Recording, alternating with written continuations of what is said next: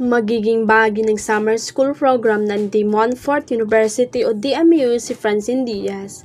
Ayon sa brochure ng DMU, ang kanilang summer school program ay non-credit-bearing international experience program for DMU 10 students which aim to enrich studies, broaden cultural.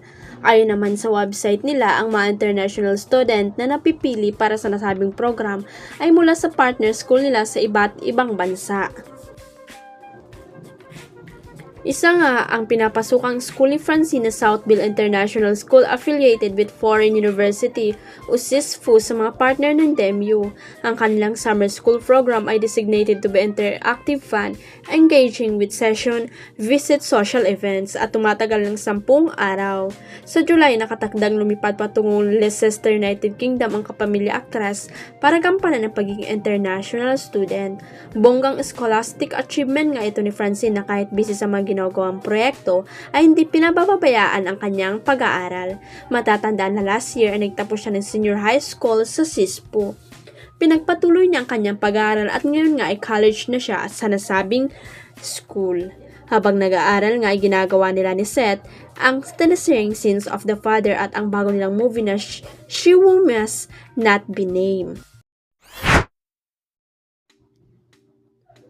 Nangangamba ang marami sa kaligtasan ng iyang aktor na si J.M. Ibarra.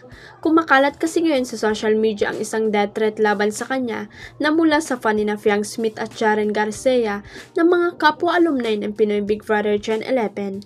Ang pagbabanta ay originally posted sa FB page ng Fiang Angels at ang nakalagay roon, kung hindi mapupunta si Fiang kay Jaren, di rin siya mapupunta kay JM kasi sa June last show niya yun, may gagawin kaming fandom para mawala si JM. Nag-hire kami ng hitman para mawala ang tinik sa aming mga Jarfiang, si Tito Makmak nyo. Agad naman itong nakarating sa Star Magic ang talent management arm ng ABS-CBN at nagbabala sa may masamang balak sa kanilang artist. Heto ang kanilang official statement na ibinendera sa Instagram. Star Magic doesn't tolerate threats, derogatory remarks, and other personal attacks made online against our artist. This act have serious and damaging consequences and we will take legal action if necessary. Sa comment section, maraming nagulat dahil umabot pa sa death threats upang masunod ang gusto ng ilang fans. Narito ang nabasa naming komento, hindi ako fan pero sobra na yan. Grabe ngayon, nakakatakot, please protect your artist. Oo, dati pa nga pinato nila si JM sa mall show, kawawa crying face emoji. Lagi nila inaano si JM, good boy naman. Pugi si JM, huwag ganyan, hayaan niyo yung taong sumikat, bagay JM Piang smiling face with heart eyes emoji.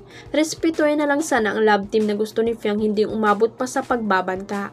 Grabe na ibang tao ngayon humahantong na sa pagbabanta para lang makasakit dahil hindi mabigay yung gusto nilang guy para kay Fiang knowing na ang tagal naman nagsama ni Jaren at Fiang sa loob ng bahay ni Kuya. Magkaroon ka naman ng takot sa Diyos kung sino ka man. Guys.